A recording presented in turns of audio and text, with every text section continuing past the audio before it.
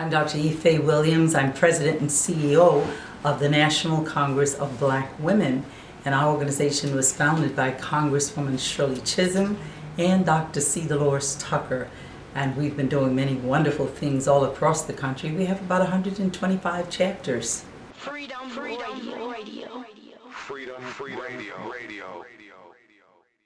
Now that's a strong legacy that you spoke of. What was the main purpose of your organization at its inception, and maybe where are you currently in your organization and your current goals here presently? Well, the purpose of our organization has never changed. We were founded mainly in the beginning, I should say, for political reasons, to get more black women involved in politics. We still do that, but we've added some programs, and we do anything that helps black women and their families, which means we do things for young men, for spouses, for uncles and grandfathers. And whenever we have our events, we always do what's called a good brother. We honor at least one male, and then often we have young men who receive our scholarships. We're obviously here in Washington, D.C. doing a special on-location episode of Freedom Radio. Talk about Washington, D.C. and maybe about its unique nature of being the capital city of the nation, and how black people in Washington, D.C. Kind of give a unique input to the vibration that goes off across the country. Well, you know, Washington, D.C. is unique, but there is a negative here too, because we don't have statehood.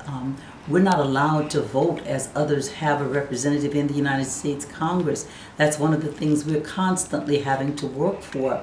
And friends across the country often call because they think we're so involved here in Washington, and we have to be because of all the things that go on here on a daily basis. We generally are the ones who are out having the protests. We're the ones who are going to Congress. We're advocating for positions here for our brothers and sisters who can't always come to Washington. So it's a steady job for us here.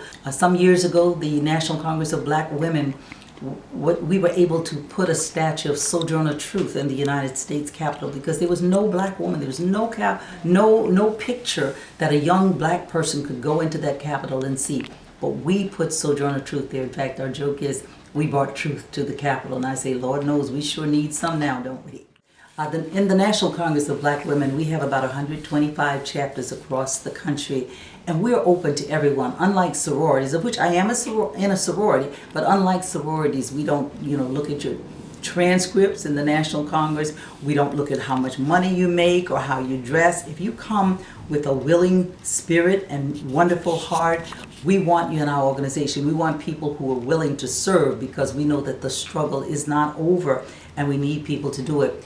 We have a wonderful website, nationalcongressbw.org. That's National Congress BW for Black Women, nationalcongressbw.org. And of course, we're one of those organizations that answers every call that comes to our office, 202-678-6788. That's 202-678-6788. And we honor all of our sisters and want them to be in our organization. But you know what? We also love our brothers, and we have a space there for them. We actually have some brothers who are life members of our organization. And we couldn't make it without friends like Dick Gregory and others who work every day to help to enable us to carry on and to be strong, because he understands how important it is for men, black men and women, to work together to improve our community. Here on Freedom Radio, we like to ask people to define what does freedom mean to you? Well, obviously freedom means being able to do the things that we have to do to make our lives better. At the top of that list is having the freedom, the right, and the opportunity to vote, the right and the opportunity to attend whatever school we want and get an education. And they will say that we have these rights, but unless we have that opportunity, then we really are not free. And also to remember that freedom is a struggle every day. We're not over yet. We're not over the hill. We haven't done everything that we have to do to be completely free. And what good is it to have the opportunity, to be able to do things, that have laws that say that we can, if we don't have the funds to do it, we don't have the means to do it. So all of those things are free. means of freedom to me. And then, of course, the freedom to have a press that represents us, or the opportunity to have a press and media that represent us. You know, the New York Times, the Washington Post, all of these papers don't always tell our story. Fox News doesn't tell our story. So we have to tell our own story, and we need to have the freedom to do that. So I'm really impressed with black press and media because of all the struggles that they have had. I remember when I served as co-chair of the Million Man March in 1995, the major press and media didn't even cover us. But we got 1 million people, and I say 1 million plus people, to come to Washington on that wonderful day for the Million Man March.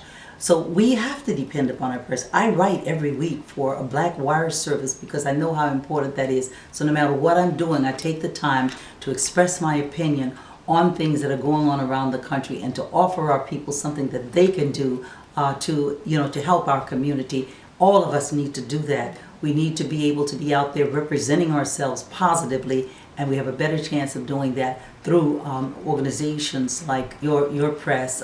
So we encourage you to do these things and to take our history down, because our history is not recorded in a very good light unless those of you who are with the black press and media do that for us. I'm Dr. Faye Williams, President of the National Congress of Black Women, and you're watching Freedom Radio. Freedom Radio. Freedom Radio.